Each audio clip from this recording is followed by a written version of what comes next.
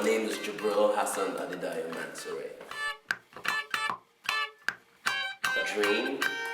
I always had a dream of moving out here to make music.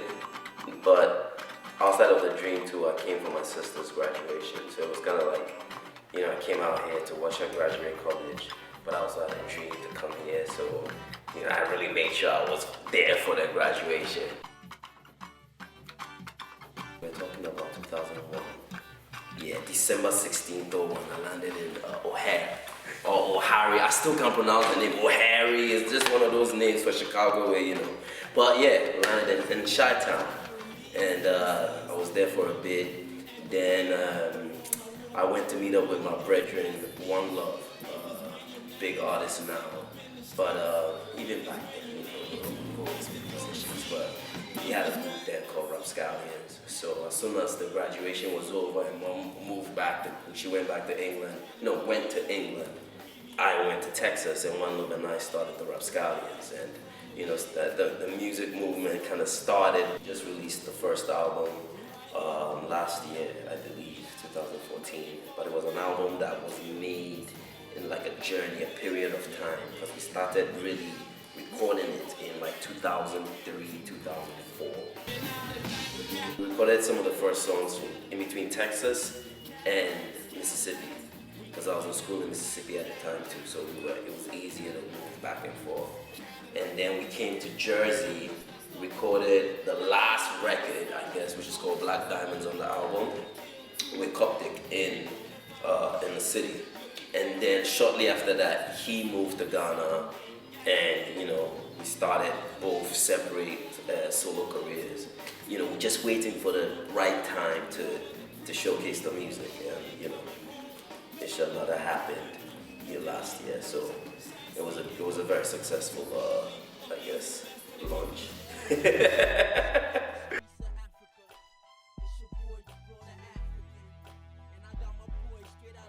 It's very interesting because I was moving around, like my first couple months here or years, I moved around a lot.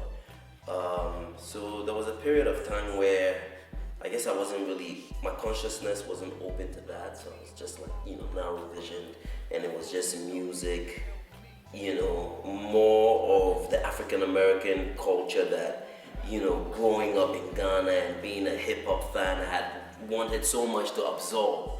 So now I'm here like, wow, I'm a sponge, for that. And I'm trying to get it all in. So it really didn't give me an opportunity to really look, outside of, the negatives and positives of some of the things I did back then. Trying to either fit in with certain friends who had been here already for a long time, and they had adapted more into the African American way of life. And then you also have the other Ghanaian community that they just stay in their own pocket and still live here like they're living in Ghana, you know what I mean? So I had different groups of friends, and sometimes I'll find myself with this group of people that they're Ghanaians, but everybody's like, yo, what's good, blah blah blah blah blah, and then there was the experiences with very interesting with One Love and and the Rapscallions, because he was more very cultured. Back then it was more like Charlie we for speak pidgin all the time, we know for slang, that kind of thing. He introduced that into our music at an early age. So one of my brethren that was involved in me going to school facilitated my entrance into the university in Auckland, because at the time I was still there here as a visitor. 6 months everything expired, so now I'm just here 3 years deep. I'm sure other parts of that time will unfold later in the story, but he helped me get into school. Make a short story, long story short. And also one of the trips that he used to make a lot of trips from New York, back to school while some of us were in class. He brought a mixtape with him full of instrumentals. I started making songs. He had a whole bunch of equipment. At the time, I don't know if the company still exists right now, but Slang Game Entertainments was what we were making the music under, because we were all one family, still are today. Shout out to Gilby. So I get the mixtape from Gilby. I'm listening to it, love the music on it. I start recording, going like 4, 5, 6, 7, 8 songs deep. The tape had like maybe 16 instrumentals on it, all fire. So one day I was like, let me call the number on the tape and see what the situation is with the beats. Hence I meet QC Funk. Had no idea he was from Ghana. There was no introduction. It was just a phone call. We did talk, and I'm like, okay, Charlie, when I get to New Jersey, I'll hit you up. He says, what? What'd you just say? I was like, what? He's like, did you say Charlie? I was like, yeah. He's like, baby, where you from? I was like, oh shit, wait up. I was like, hello, you're speaking pidgin to me. Like, who's this guy? We're just, we're just talking like, we go from the hood. And he's like, where you from? Did you say Charlie? So that happened to today, one of the biggest friends and producers in the camp, his name is QC Funk. So I got that. So now I'm in Jersey. I hit him up like, yo, I'm here. Boom, we start recording and we make the first mixtape, The Foreign Exchange Hustler. So that was in like around 06. Once all because I recorded a lot of music in Mississippi, obviously with One Love, the Rapscallions album, and then, my first time alone as a solo artist with equipment, I was doing a lot of content, which all ended up being on the Foreign Exchange Hustler, that mixtape that we released when QC and I finally got together, and, since then we still make music today. So that part of that journey, my journey in the East Coast kind of like began right there, And interesting enough, because I had lived, it's interesting, right? Because I had lived with a lot of people who lived in the suburb areas in America, like in Chicago, like, we were kind of like, my sister had a nice place, put it like that. In Ohio, my boy had a nice place in the suburbs, Forest Parks. All these places in Mississippi, we had a big mansion. We had the whole studio was the basement. So now I moved to Jersey. For everybody who knows what time it is, I'm in New Jersey.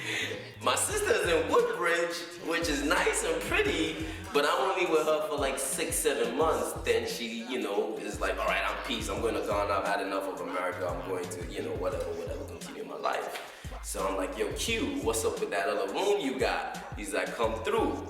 So now I'm moving into Jersey City, Garfield Avenue, probably not even. I think the first one was like Union Street. I'm talking about like my first experience in the hood. Like, not a suburb, no, in the hood. And then, these chapters now begin.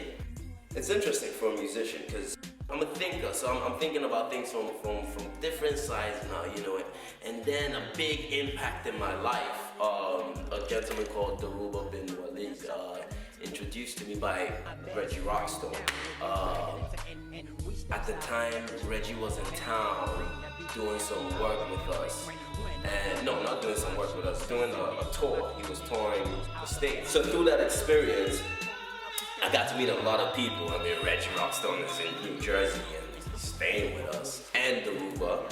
So obviously I drove over to Daruba's house to meet Reggie. And another door of knowledge, another door of consciousness came into my life, right? Because, for those who know Daruba, he's powerful. And through Daruba, he introduced me to Dead Preds, M1, actually. No, M1, all right? So he introduced me to M1. And believe it or not, I hadn't, growing up listening to Dead Preds, that was not the kind of music I was getting in Ghana, So now, consciousness, they wake up, I'm listening to M1, I'm getting ready to do a record with him, so I have to go and listen to his records and know what's going on. I'm hanging around Daruba, in a way that there's another reality of America that's opening up to me now. And this reality comes from, the past pain of slavery, the reality of why there is a hood and why there is segregation. And so I'm taking this whole new look to the culture thing. And so everything that I thought, I knew too known. Now it's not like the fountain, they flow the reverse way, you know what I mean?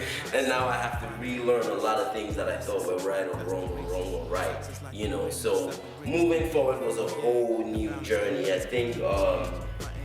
think a lot of records that I put on that mixtape, The Foreign Exchange Hustler, was from my reality before then. And now I try to record music and make it within that time so that when I release it, then it speaks to that time. So that there's no, it's not hard for people, it's easier for people to connect with. But that was when I started really releasing music as an artist, with the help of QC Funk. And trying to build concepts, to make my music different from the core African American hip hop, and also make it different from the core African hip hop.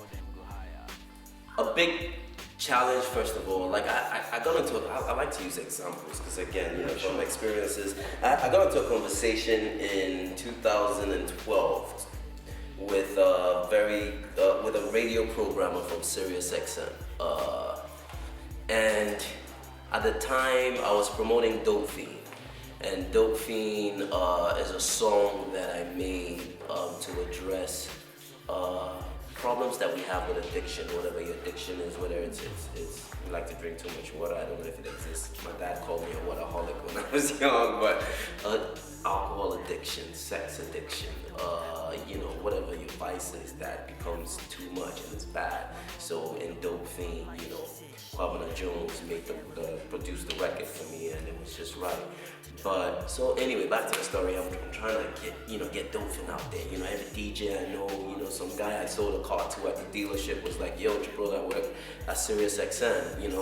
Give me your music. I'll take it to the programmers. Here's the number. Follow up with the programmer. I get the number. I call the programmer. Hey, how you doing? Yeah, so and so told me you were gonna call. All right, so you're a musician. What's your name? Oh, Gibril the African. Okay, so you're from Africa? I'm like, yeah. Oh, okay. And you're a rap artist? I'm like, yeah, rap, a little reggae, a little, Afrobeat. I like to create my own genre of music. Oh, okay. All right, well, first, if it's okay for me to give you some advice, first of all, we're a national platform here at SiriusXM. We're not an international platform. So, how long have you been here for? I was like, I've been living here for 10 years. Oh, okay, great. So where do you live? Oh, New Jersey. It's like, all right. So, if you really want your music to be heard on our platform, you might want to think of reintroducing yourself. We got a line full of national acts that that trying to make the cut. So the international acts are like all the way in the back, and I'm like, oh, okay, all right, no problem. Let me talk about that with my team and see what to do. So from that conversation, I learned that the minute people here have heard my brand for the last, they put me in a pocket, like, oh, he's international, like, let's deal with the national first. Like, let's take care of our people first before, and I'm like, but what's going on? I've been here 10 years, this is where I live, this is my foundation, like, why can't I be, like, in the line of the nationals? So then I go to one of my good friends and I'm like, dude, so what do you think about the fact that Gibril the African, like, really makes me, I love being an international artist, but the presentation, kind of sounds like I live in Africa and I don't live there. This dude is like, you live in Jersey, just be Gibril. It's like, yeah, maybe it's a good idea, because, then, people might give you a chance before they stereotype you. So that was a challenge for me, but I didn't know that, you know what I mean? I had to learn it the hard way. I think any other challenge that I can address is going to be the same challenge for any musician. Get your management together, get your music, top production, top quality, write lyrics that make sense, write a great song, and then it doesn't matter where you're from. You know what I mean? But if your package is saying you're from, Y, but you're living in Z, You know, what are you doing? Go, because again, first of all, the first people for way for back you be your people. So go to why. So I should have never been Gibril the African in America. You know what I mean? So, but that was a challenge that I had to learn the hard way, you know. But I think I would just be like any other African American kid down the block trying to get his single on Hot 97. If you don't know the right people, if you don't have a budget, if you don't have, you know, if he's not in the music business, you will have the same challenges. I don't care. I'm sure even in Ghana, like, you know, people down the road that want to be the next Sarkodie or the next Manifest or the next, you know, I guarantee you there's still that level of who you know in that industry that can help you be successful overnight, or you're gonna climb, you know? So challenges, they be the same. Just some of us have our special situations, but I don't think there's a gate that says, you know, because you're from the outside, it's gonna be harder for you. Look at Rihanna. She ain't African American, biggest name in America. Will you know opportunities, and are you ready when the opportunity comes? You know what I mean? Like, I'm just a musician, you know, and I look forward to the day that I can say that I'm an international artist, only because it takes a lot of work to get up and say I'm when Buju Banton says he's an international artist, you understand? That's an international artist. When Michael Jackson says I'm an international artist, you know, it takes a lot of work. So I look forward to that day. I don't think I can address myself as, you know, a international artist on the platform I am right now, because the work is still piling. But I make a lot of music on that platform because my collaborations are international. Gorilla featuring Kwakesi and Superfly Mache. Take Your Life featuring Reggie Rockstone. Righteous Gangster featuring Black Prophet. What You See in Streets of Africa featuring M1. Again, the Rapscallion movement with One Love. You know, I have a lot of international collaborations, definitely. And, you know, mashallah, that will continue to happen. Every day I just got to keep up the fight. I know my mother will always stand by my side. Wherever that I go, they will feel the vibe. Now I'm a long way from home. Every day I just got to keep up the fight. I know